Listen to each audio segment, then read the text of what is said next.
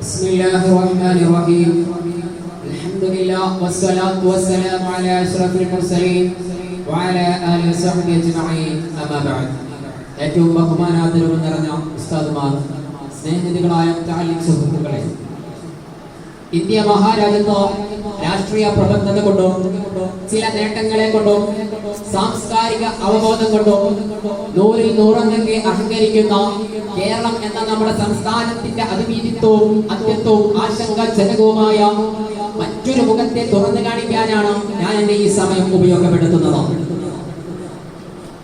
India മഹാരാജ്യത്ത് ലഹരി ഉപയോഗവുമായി ബന്ധപ്പെട്ട കേരളം ഒന്നാം സ്ഥാനത്ത് കുതിച്ചു നിൽക്കുന്ന റിപ്പോർട്ടുകൾ രേഖപ്പെടുത്തുമ്പോൾ കേരളത്തിന്റെ ഗതകാല ചരിത്രം എടുത്ത് പരിശോധിക്കുകയാണെങ്കിൽ നമുക്കറിയാം, പണ്ട് കേരളത്തിൽ വെറും മദ്യവും സിഗരറ്റും മാത്രം നിലകൊണ്ടിരുന്ന കാലഘട്ടമായിരുന്നു. എന്നാൽ ഇന്ന് ഫോർത്ത് ജനറേഷൻ കാലത്ത് പെട്രോളും ഫെവിക്കോളും അടങ്ങുന്ന, എന്തിനു പറയണം, ക്യാൻസർ രോഗത്തിന് ഉപയോഗിക്കുന്ന വേദന സംഹാരികൾ വരെ ഇന്ന് ലഹരി വസ്തുക്കളായി ഉപയോഗിച്ചു കൊണ്ടിരിക്കുകയാണ്. നമുക്കറിയാം, സാംസ്കാരിക കേരളം അധപതനത്തിലേക്ക് കുപ്പുകൊണ്ടുകൊണ്ടിരിക്കുകയാണെന്നതിന് ആർക്കും തർക്കമില്ല. ലഹരിയുടെ ഉപയോഗം തന്നെ ഉപഭോക്താവിനെ ആദ്യം ആകർഷിക്കുകയും പിന്നീട് അടിമപ്പെടുത്തിക്കൊണ്ട് ആ നീചമായ ആ പ്രവൃത്തിയിലേക്ക് നയിക്കുകയും ആണ് ലഹരിയുടെ അടിസ്ഥാന തത്വം വിവരിക്കുന്നത്. കേരളീയ നവോത്ഥാനം എടുത്തു നോക്കുക, കേരളീയ സംസ്കാരം എടുത്തു നോക്കുകയാണെങ്കിൽ നമ്മുടെ രാജ്യത്തിന്റെ ജനസംഖ്യയുടെ 4% കുറവ് മാത്രമാണ് നമ്മുടെ കേരളത്തിൽ ജനസംഖ്യ ഉള്ളതെങ്കിലും മദ്യവിൽപ്പനയുടെ അടിസ്ഥാനത്തിൽ പരിശോധിക്കുകയാണെങ്കിൽ 16% കേരളത്തിൽ മദ്യവിൽപ്പന നടത്തുന്നുണ്ട്.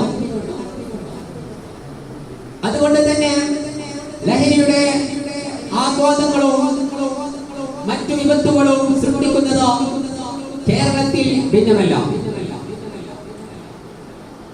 മറ്റു രാസവസ്തുക്കൾ, അതുപോലെ മറ്റു കഞ്ചാവ് പോലത്തെ മാരകമായ മരുന്നുകളും എല്ലാം ഉപയോഗിച്ചു കൊണ്ടിരിക്കുന്ന സമകാലിക സമൂഹത്തെ നശിപ്പിക്കുന്നതും ഈ ലഹരിയാണ്. അവിടെയാണ് ഹബീബുനാ റസൂലുള്ളാഹി സ്വല്ലല്ലാഹു അലൈഹി വസല്ലം തങ്ങൾ പറയുന്നത്, അൽ അംറു ഉമ്മുൽ അബായിസ്.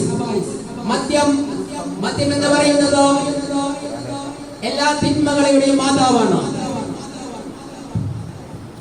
അതുകൊണ്ട് തന്നെ മദ്യവിൽപ്പനയുടെ കണക്ക് പരിശോധിക്കുകയാണെങ്കിൽ 1,20,000 പേർ കേസുകളാണ് എക്സൈസ് വകുപ്പ് മാത്രം നമ്മുടെ കേരളത്തിൽ പിടിച്ചെടുത്തത്. അനേകായിരങ്ങളാണ് ഇന്ന് ഇതിന് അടിമപ്പെട്ടുകൊണ്ടിരിക്കുന്നത്. മറ്റു ലഹരി വസ്തുക്കളുടെ അവസ്ഥ നോക്കുകയാണെങ്കിൽ പുരുഷന്മാരുടെ ലഹരി ഉപയോഗിക്കുന്ന പുരുഷന്മാരുടെ പ്രത്യുൽപാദന ശേഷി കുറയുകയും സ്ത്രീകൾക്കുണ്ടാകുന്ന കുട്ടികൾക്ക് അംഗവൈകല്യങ്ങൾ ഉണ്ടാവുകയും ചെയ്യുന്നു. പാൻ മസാലയെ കുറിച്ച് നാഷണൽ ഇൻസ്റ്റിറ്റ്യൂട്ട് ഓഫ് ഓക്യുപൻസ് ഹെൽത്ത് പറയുന്നത് ഇങ്ങനെയാണോ: പാൻ മസാലയിൽ പോളിസൈക്ലോയിൻ മൂവ്മെന്റുകൾ PHC വരെ കാണപ്പെടുന്നു. ചില്ലിപ്പൊടിയും അതുപോലെ മാരകമായ രാസവസ്തുക്കളും കാണപ്പെടുന്നു. അങ്ങനെ മാരകമായ രാസവസ്തുക്കളും അടങ്ങിയ പാൻ മസാലയെ പ്രതിവർഷം 80,000-ഓളം ആളുകളുടെ വായിൽ ക്യാൻസർ രൂപപ്പെട്ടുകൊണ്ടിരിക്കുകയാണ്. ആ പാൻ മസാലയെ നിരോധിച്ച പാൻ മസാലയെ നിർമ്മാർജ്ജനം ചെയ്യാൻ വേണ്ടി നാടുകളുടെ വാഗ്ദാനങ്ങളെ വാർത്തെടുക്കാൻ വേണ്ടി നമ്മൾ പരിശ്രമിക്കുകയും എല്ലാ ലഹരി മാഫിയകളെയും എല്ലാ പാൻ മസാലകളെയും കർശനമായി നടപടിയെടുക്കണമെന്ന് പറഞ്ഞുകൊണ്ട് എന്റെ വാക്കുകൾക്ക് ഉപസംഹരിക്കുന്നു. അൽഹംദുലില്ലാഹി റബ്ബിൽ ആലമീൻ.